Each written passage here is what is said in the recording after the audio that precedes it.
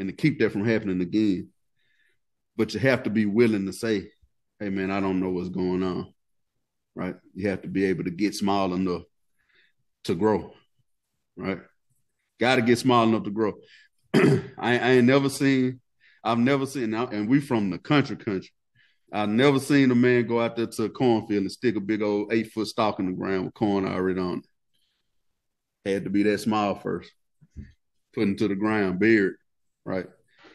Got to get small to grow sometimes, man. And you have to realize it too. You got to realize that I ain't as good as I thought I was, right? I need some help, and I need to be able to grow. Humble yourself. Be aware of what you don't know, so you can be aware of where you are, so you can get to where you're trying to go.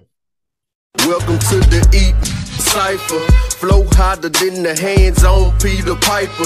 And now we would like to introduce you to your rivals. It's like Ali and Tyson. The hook miss with the liking. So nothing, Mr. Bison, Maximus and Leonidas. You were in the booth with Titans, goons, goblins, and Vikings. It ain't really nothing like us. Yo, welcome back to another episode of the Lit Code Podcast with Edgar Jones, the podcast where the menu is short and sweet, but there's plenty for your mind to eat. I am Big C. That is Mr. Edgar Jones, man. Hola. Hola, and like as he likes to say, shalom. It's been a while, but we back, right? We've been working as always. Edgar's been hitting the ground running on his end. I've been churning out content as much as I can on Facebook, on TikTok, right? We've been sharing it. Edgar's been making more videos. He's been doing speaking engagements. He's been lining up stuff. Got a lot of big stuff coming to y'all. But we both agree that we have to get back to our bread and butter, our meat and potatoes, if you will, which is the podcast. This is where it all started at. This is where we started to we actually started to swap ideas around on the phone, just talking to each other and being around each other for our whole lives. But then it manifested into a podcast. And we were at one time recording maybe 2-3 times a week. we were weeks ahead. So we got to get back to that point for y'all, man. And, we do know that. Which brings me to today's subject that we do know, but it's so much that we don't know, right? So backstory, Edgar and I are huge fans, or were huge fans of hot boxing with Mike Tyson. Still a fan of Mike, but Eben was no longer on the show. So Edgar ran across a jewel a couple of weeks ago where Eben and Mike were sitting with Sadhguru, he's a very, very powerful author, speaker, enlightener. If you don't know who he is, look him up and just give him a listen for like 5 minutes on whatever you want to. Now, I will say this. When you go to listen to him with an unlocked and open mind. Check him out for a few minutes. Listen to what he has to say. And if you like the smell of what he's cooking, eat it. If you don't, toss it. But anyway, they want an episode with him, and usually Mike and Eben are the ones saying the deep things. Eben said maybe 10 words the whole time. One of the best lines on the whole podcast, though, he opened up with, and he said, to get out, one must go within. The only way out is in, right? And that's a Hey, I don't like interrupting you. I don't really like interrupting people too much when they're speaking. But you just can't say that and then just like say that, slow it down. Then say that. Slow that down, bro. Hey, you remember the other day when we were talking and you spit something out to me, and I was like, hey, man. Yeah. Like, you just said? Like, yeah, but yeah, and then the truck drove and hey, whoa, bro, come back. Usually when I stop people in the middle of something like that, they did something crazy. They said something crazy. I'm like, hey, man, you just yourself in what you said. But hey, bro, come back. Say that again. Slow it and then I know you're gonna break, but slow it down. Yeah. Break it down. The only way out is in. The only way out is in. Is in. So whatever it is that you want to materialize or manifest in your life outwardly will first come from within. And the only way you go find it and recognize how to get it out is by going within, right? I like to say, I fix my bed up in the morning because it's messed up, right? There's no way I can fix it or make my bed unless I messed it up the night before. A lot of the stuff that we talk about, a lot of the realizations we've come to is because the light that we found in ourselves, we found it by going within through the darkness, right? And the only thing that interrupts darkness is light. And the only thing that can interrupt light is darkness. So to go within and go dark, and you see that little light glimmering at the end of the tunnel, you keep going towards that, keep doing things that push you towards that light, and then you find it, right? And that light's on the inside, but nobody knows it unless it comes what? Out, right? Yeah. And then you leave with that light. Breaks down our whole foundation is built on that, right? The lit code, illuminated, light, going within. It's a big thing. But even with us knowing all of that, Sadhguru said one thing on there about people realizing that it's so much that we don't know. If you add up what we know against what we don't know, the part that we know would just be one drop in the ocean, right? What we don't know is vast. And that causes you to humble yourself, right? But it also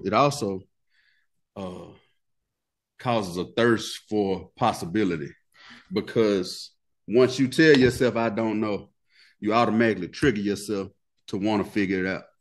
And how do we gain knowledge, right? How do we know? I looked up the definition.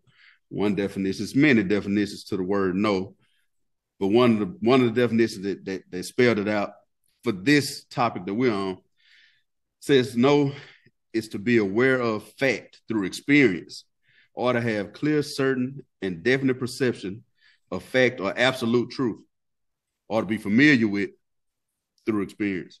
So I'm familiar with Edgar. I know Edgar because we have experiences together from toddlers till now. That's how I know him, right? We've had deep talks, deeper than you can even imagine. We've gone down these rabbit holes. So I know him only because of that, and he knows me because of that experience, right? When you're a baby, I always say this, you're probably tired of hearing me saying it, but you learn something that's hot by touching it.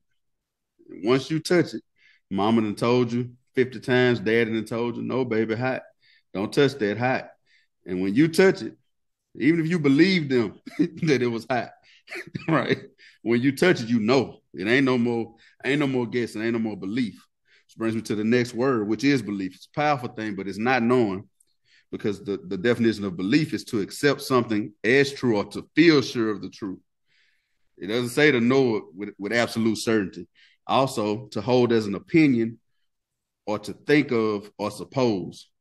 For instance, I believe we met before, right? I ain't quite sure, but I believe we did. You know what I'm saying? So it's not absolute fact because you're not sure that you experienced it or not. So that opens up a realm of possibilities, just because now by you saying I don't know, it forces you into trying to experience what you don't know and figuring it out to make it what you know. And then from there, you want to evolve. You have a hunger for it. We always talk about evolution. Egg and I have been talking about intentional evolution lately. Last episode, I made an acronym for I am. 2 acronyms. Intentional ascending motion, meaning I'm intentionally moving upward, intentionally trying to get better, intentionally feeding myself positive messages, listening to positive stuff, telling myself positive things about myself. I'm intentionally going upward. Or you have intentional antagonizing motion, which would be going backwards. And then you have unintentional motion, right? Where you actually, the word is devolving, but you're actually evolving into a lazier person, a more efficient alcoholic, a more efficient addict, a better bully. You know what I'm saying? you're evolving into these things because you're not intentionally evolving into something else, right? And then it also makes you, saying I don't know, makes you respect the perspective of other people, because you just don't know, right? Somebody comes, tells you, hey, man, I got this problem, and it's a problem you never experienced before. What should I do? Right? You immediately have to jump into their shoes because you hadn't experienced it. So then you speculate on feeling. You ask them, how did they make you feel? Right? And they tell you how they felt. Now you know how they felt. And now you can think of a similar situation where you felt that way. But the only way you get there is by saying, man, I never experienced that. I don't really know. Enlighten me. It's what we strive to get to, enlightenment, being aware. So I just wanna talk about that today. I want to leave people with that. Just really think about it, because I know a lot of people, we say words like know and believe, and we probably never looked up what it actually means. And we probably never take the time because we have egos and pride. And it's a race to memorize the most stuff so we can spit it out. We know how many stats LeBron had versus a cat that don't know. And we get to spit it out and say, hey, I'm smarter than you. Are you smarter? Did you just remember a little better? So Guru also talked about that, right? But to actually gain knowledge, right? We're in such a race to be able to do that. We don't actually ever think about what we don't know.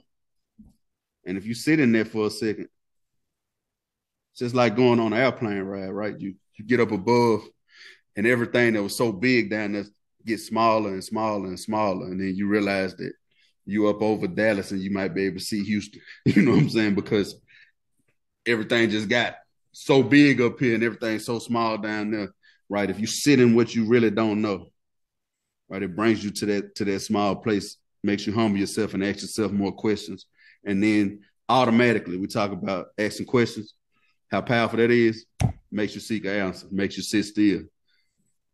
You know, and sitting still, it's a great place to be.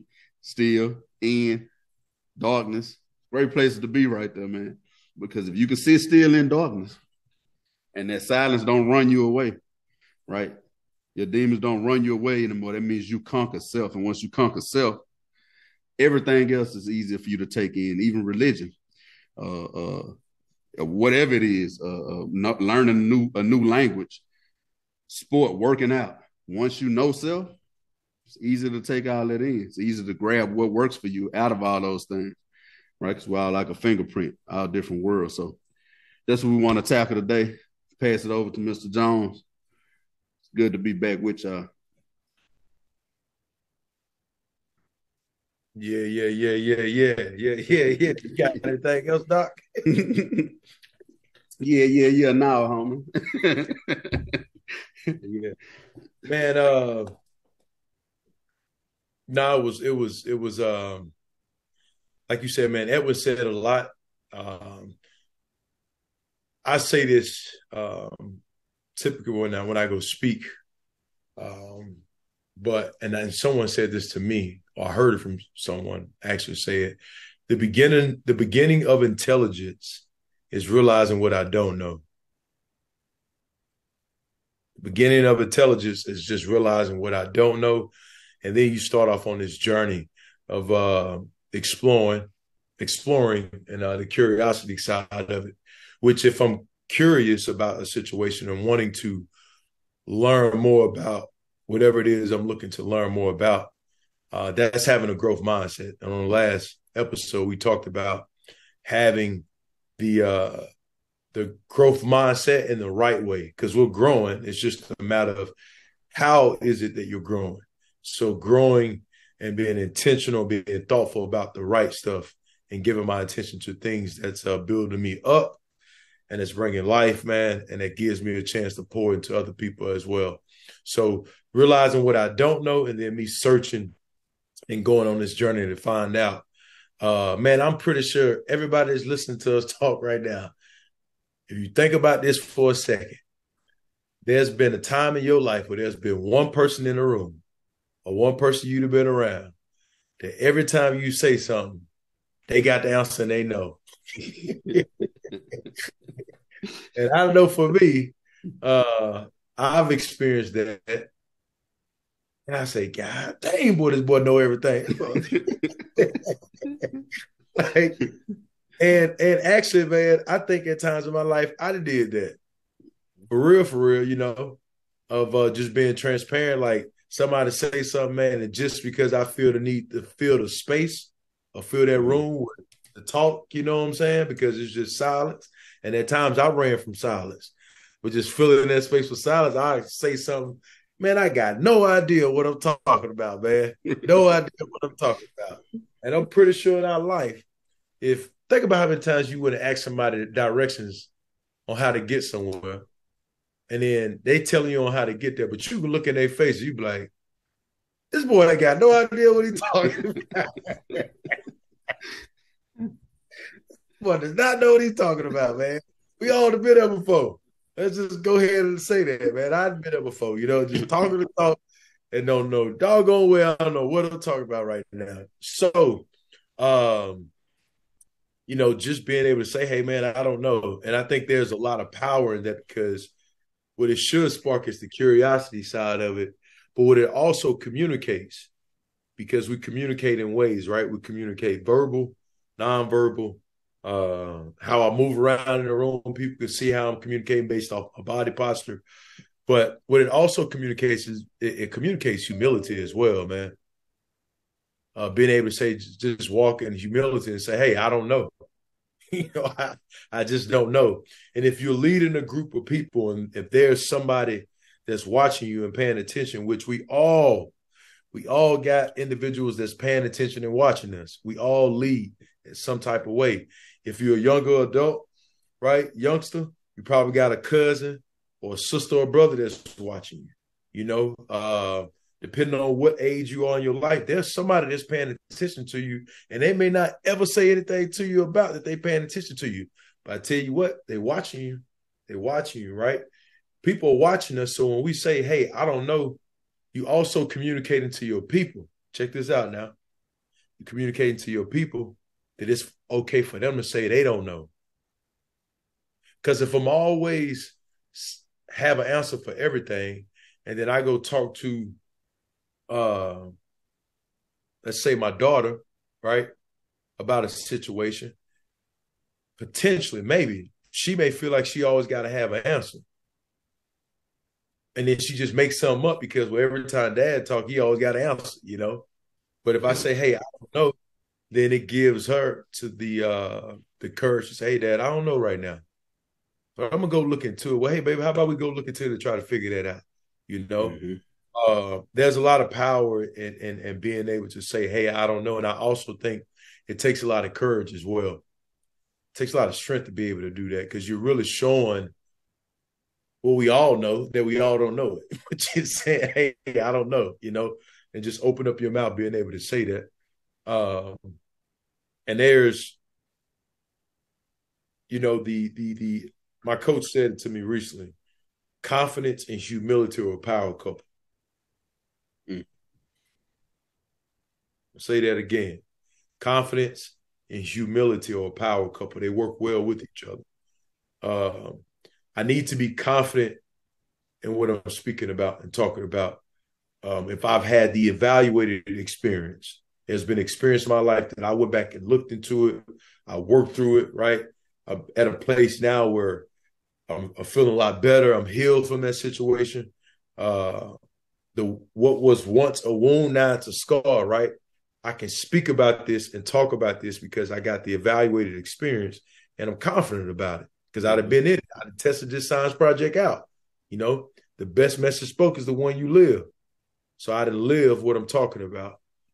But don't let your confidence turn into arrogance where you can't hear nothing and you know it all. I know it all. I know it all, right? But you also need the humility to be able to say, hey, I don't know.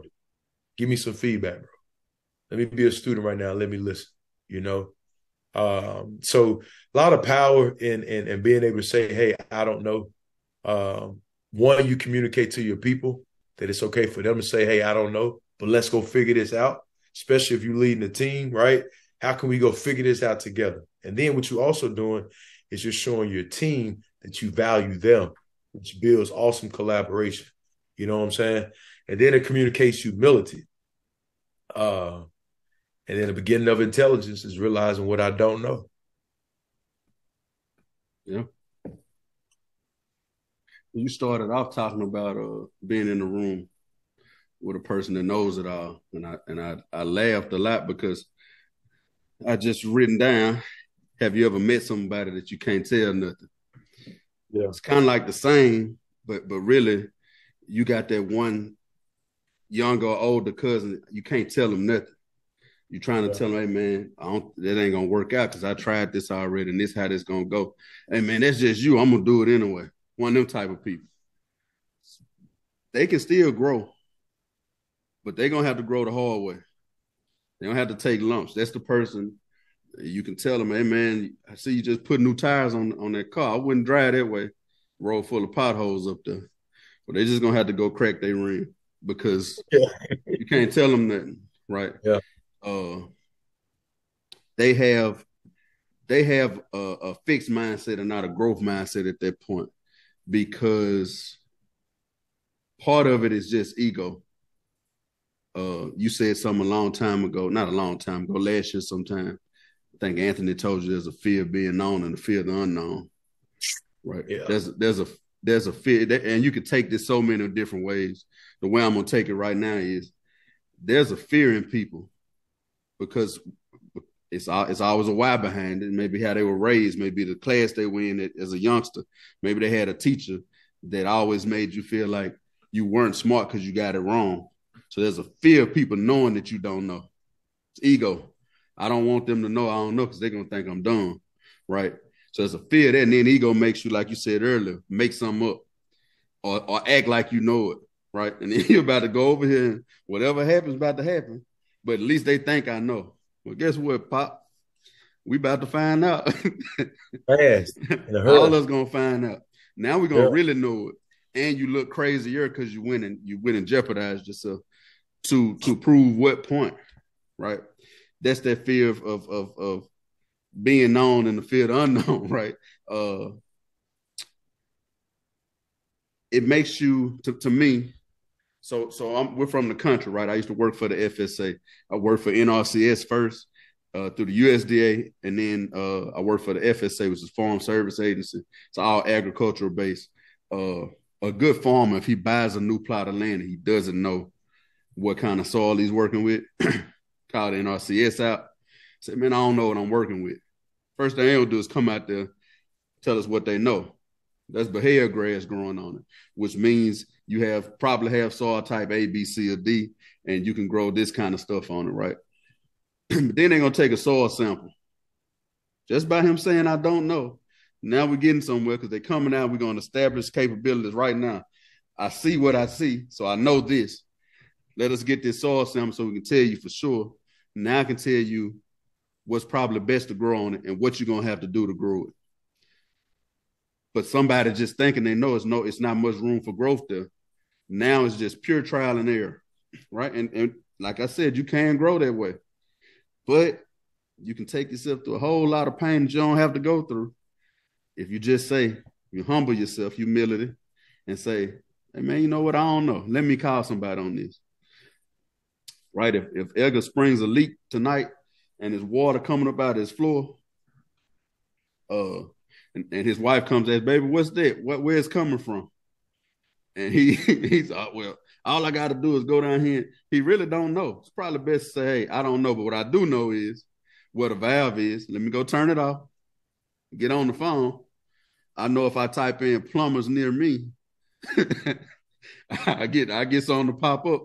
And I know if I make a call and they free, they're gonna come get this money to fix whatever this problem is. That's what we do know. But if he acts like he knows, guess what's happening the whole time?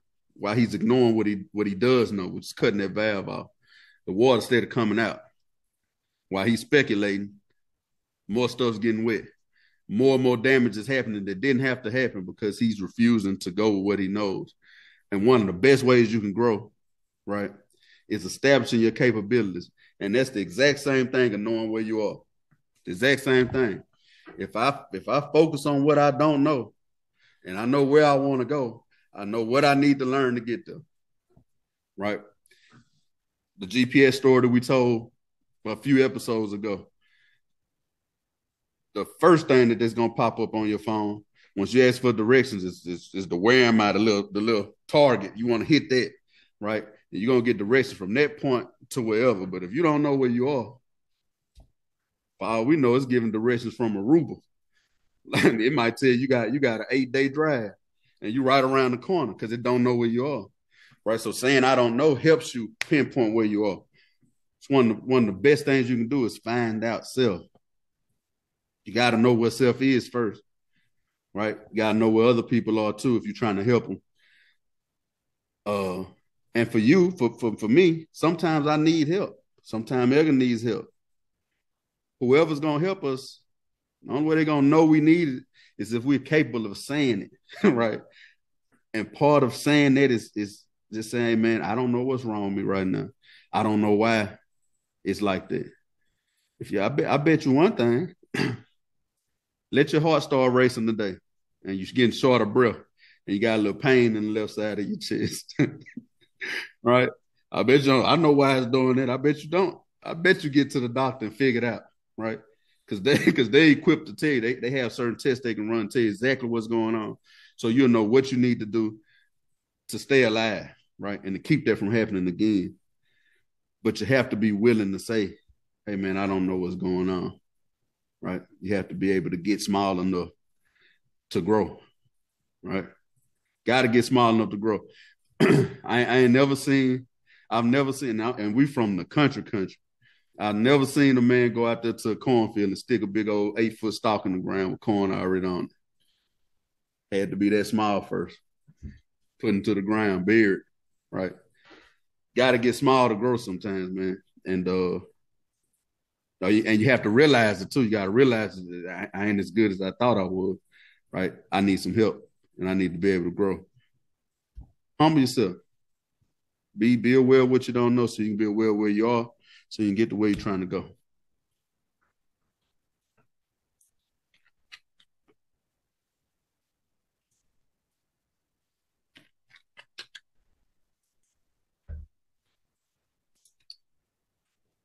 I just needed that to sit there for a little bit. Just allow space, man. Just allow a little space. Little silence, man, and let that kind of sit for a little bit. Cause it I mean, just the humility, man, being able to walk in that, to say, hey, I really don't. I really don't. And I mean, kind of going back to the episode with Mike and Evan and what's the guy's name? Yogi? What's that one? Sadhguru. Sadhguru. Sadhguru, man. Sadhguru, man. Like, you think about it, man, the world is I got a huge fear of the ocean. You can put me in them woods. I'm good. You know what I'm saying? But that water, oh man, that's a whole different animal. And when you watch Discovery Channel, they talk about it's its own just planet, just ocean in itself. And I've always been pretty amazed when I watch TV and see the submarines and the people that go diving and just all the animals we don't know. Like we don't actually know what is that, and what's their strengths and what is it that they do well, and what makes them different from this animal. But just the ocean in itself, on how much it is out there that we don't know about, and even as we're on the path of trying to figure it out, we will continue to learn, but we'll never have it all figured out and know it all. But I think that kind of goes back to the power of working with a group of people too, man.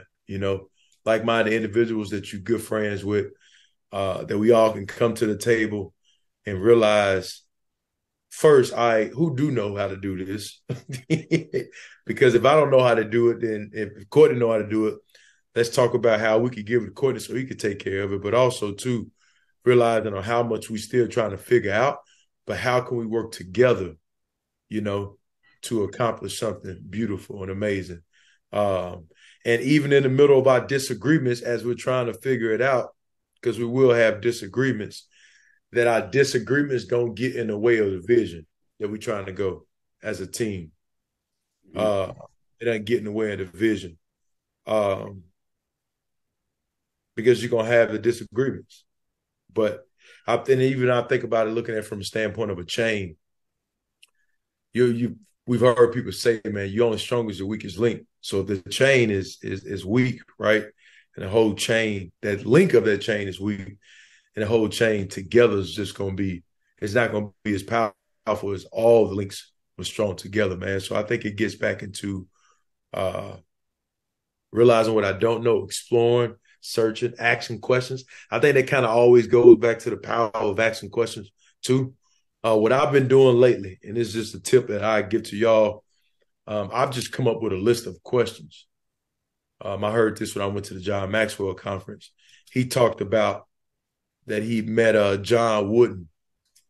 And for the ones that don't know, John Wooden was a all-time great like basketball coach. And he said before he knew he was going to meet Wooden, he just came up with a list of about 40 questions. He said when he came to the conversation with Wooden, he probably got through maybe 10 of those questions, I think. He said 5 or 10. And he says Wooden was so blown away just off the questions he had. And what ended up happening out of that, John Wooden was like, hey, man, you want to start coming to my house? Let's come meet. Yeah. But his preparation, right? So what I've been trying to do is just come up with a list of questions, man, that I have for people that I'm going to be in front of.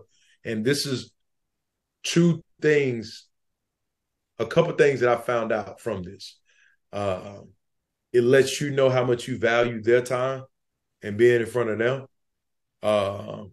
It's also showed me, again, different perspectives on stuff maybe I'm thinking about, or just asking someone about it.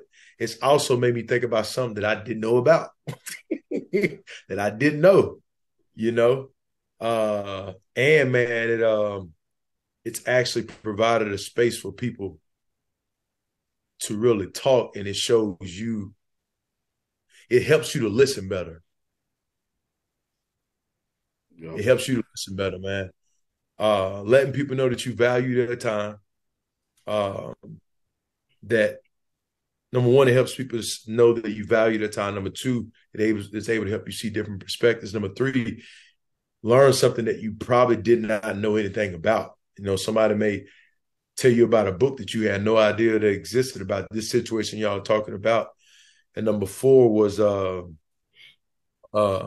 it helps you to be a better listener. And that's something I need to improve on, just listening better. But this all comes out of, hey, what is it I don't know? And let me come up with a couple questions that I got, that when I get around this person, I'm just going to hit them with the question. I'm hitting them with these 2 or 3 questions. So I would encourage you just to come up with about 5 or 6 questions, man, 3 or 4 questions that you've probably been thinking about. Maybe you haven't. Write them down. And the next time you meet with somebody you've been thinking about meeting with and getting with, and maybe they're doing something you want to know more about, have those questions. Have those questions. So a lot of power in it. Yeah, questions are always powerful for the reasons you just stated, that make you think. But the whole world as we know it is built off of having a problem and asking the question, and then the work that's done in figuring is where the growth is. The scientific method. Right, we start with a problem. What happens if I pour this into that? I don't know. Let's research it. See if anybody done poured this into that before. Right? So we speculate on what might happen. Then once we get that research done, we'll develop a hypothesis, and then we'll experiment to test it. Right? And then we'll record our data, and we'll say if we prove that hypothesis to be null or to be true. Right? Seems basic, but cars run off gas because of that. We're able to fly from one state to another because of that. We're able to wash our clothes in wash machines with detergents because of that. Brush our teeth with stuff because of that. That little thing there. What if we take this and put it with this? What would that make? Well, could it power a vehicle? Could it do this? How fast could it go? Right? What if we took asphalt and put it down over the dirt instead of just traveling on dirt? What if we put rubber on those tires instead of wood wheels on wagons? What if we put shocks on that, right? And from there, growth, the figuring part is where the growth has happened. Math. What do they call it when they give you they call it a problem, a math problem for you to work out, right? And then you working it out, right? It's small at first. 1 + 1 = 2, right? And as you strengthen that concept, right? They move up to double digits and they tell you about subtraction and then multiplication and then division. But each time you figure out how to do the other one better, you can move on to the next. And then you get up to long division where you got to put them all together, right? In one problem. And then once you get that mastered, Miss McCaslin comes and gives you something with letters in it. You're like, what letters got to do with math? But guess what? You're going to figure it out. What it really does, and the part I want people to get on a serious note is, it makes you become okay and excited about challenge. That's where you're going to always grow at, middle of challenge. Part of the problem is, in today's society, because everything's so instant and you get to see everybody's success, quote unquote, on social media every day, over and over and over and over again, because they usually don't show the challenging part. Some people do, but for the most part, they only show you the glitz and glam. You don't see the challenge. So when you try to do something and challenge meets you, you get discouraged and you run away. By you saying what you don't know or asking yourself, what don't I know? Well, what else don't I know? But what can I get better at? Right? Forces you to start thinking about it and then start doing it. And as you do it, as you keep figuring it, now you're growing. Mario Brothers just came out with a new movie the other day. Now you eating the mushroom, right? and you growing, so you're capable of doing stuff you couldn't do just days before because you figured it out by asking questions, by admitting that you just didn't know. And then once you figure that out, you ask the question, well, what else? And what else? And what else? Right? And then it's this big appetite for it to just keep evolving and evolving and evolving. This is the thing. Whether you know it or not, whether you like it or not, everything around you is evolving. And so are you. But like I said, you could be going the opposite direction. But if you want to keep up, the greats keep reinventing themselves. Right? Shaq's. Kobe was doing before he passed. I mean, it's so many people. 50 Cent, right? Edgar and I were huge 50 Cent fans when he came out. The 50 you see today with the star on the walk and the sitting in interviews in his suits with his Branson and all that stuff is not the same 50 that we grew up on at all, right? But what he did was he was able to reinvent himself.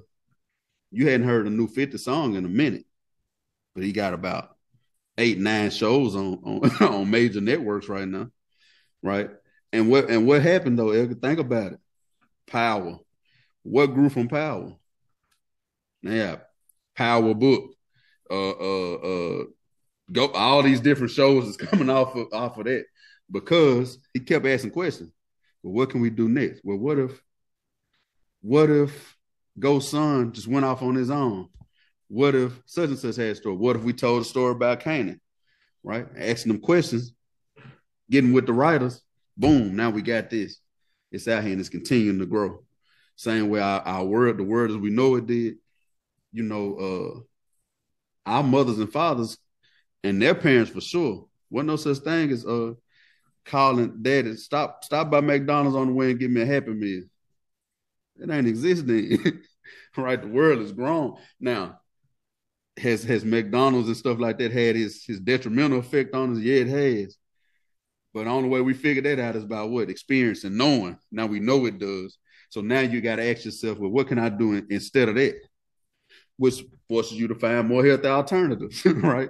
But that's what questions do for you, and that's what knowledge does for you. But to gain knowledge, you have to realize there's a lot that you don't know.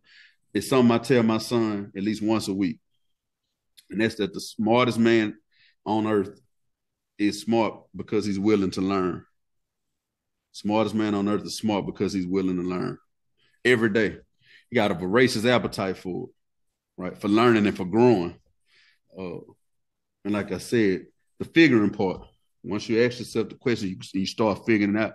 That's where the growth is, even if it don't look like it right then. Because there's gonna be a lot of failure in there too, right? It's gonna be a lot of times what you perceive as failure will be in there. You'll hear people saying, "Man, I'm trying to make a meal. I'm trying to do." You doing it. If you actively thinking on it and meditating on it and you're working towards it, ain't no trying, Jack. You doing it. You actually doing it. My message today said, "Becoming is better than being." You actually becoming that. You just in the process of it, right? And once you start being that, you're gonna want to become something else. But it's only because you're gonna ask yourself, question, what's next? What can I do now? There's always more out there. And the reason there's always more, you know why there's always more out there? There's so much we don't know. So much we don't know, man. Hey, man.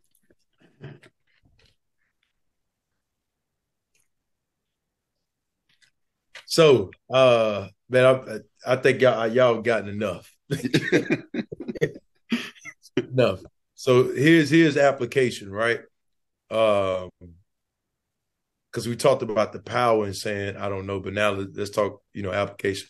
First thing is just being able to say, hey, I don't know, but then actually going to maybe go research and look for it, or go ask somebody a question that you feel may be equipped to give you that answer. Research it, I still would say the power in being able to go talk to people, and somebody that's probably did it or done it, or you think they may did it, or you just feeling led to go have that conversation with. I think that's important in being able to go ask someone the question. And something that probably got asked you just don't know. You're trying to figure it out. Research, man, it's just a lot of research out there, So the downside of that is you get blasted with a bunch of information. And I talked to one person, just talking to one person. But you can go on Google and type in, and how many ways could I create my goals? And Google will give you 2 billion articles, like views, So being able to potentially research, but then go talk to someone. The other thing I'll say, and this is the last thing, man, come up with a list of questions. What's your list of questions? I give you a couple of mine that I got. Want to add value to y'all, man, today, and give y'all something that you could take. Couple I got. I'm still trying to work through them. Give me a second.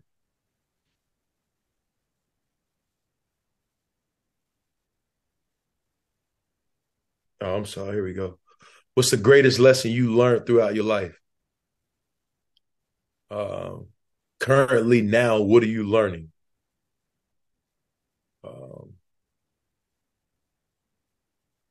Let me see which one more I got, because a couple of them still working through. What are you most proud of? Best piece of advice you would give me? And then one I've actually been curious about too. This one's a fresh one. How do you work through difficult conversations? Woo. That led me down another rabbit hole when I asked somebody. How do you work through difficult conversations? And the other one is, I think this will be the fifth one. What does maintenance look like for you? We all need maintenance, man. Maintenance. So, yep. That's all I got.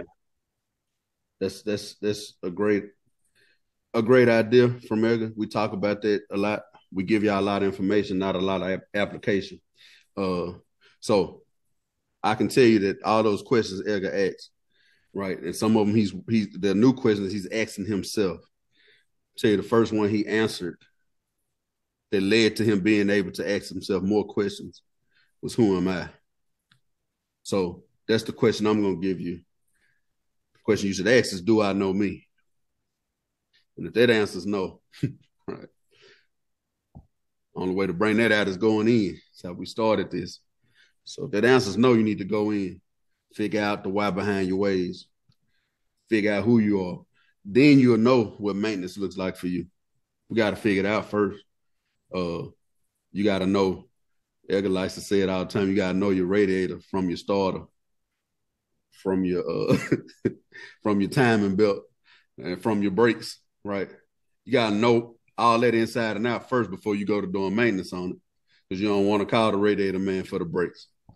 Now, maybe he's a jack of all trades, but maybe he ain't, right? So you got to know what you need maintenance on. So that's the most important question. Who am I? Do I know me? Right? Find out the why behind your ways. And that's gonna come when you say no, I don't know me. Why? Or yeah, I know me. I'm like this, and that. Why? Right? Because there's a why behind it. Once you figure that stuff out, man, people like to say sky's the limit. Ain't no limit.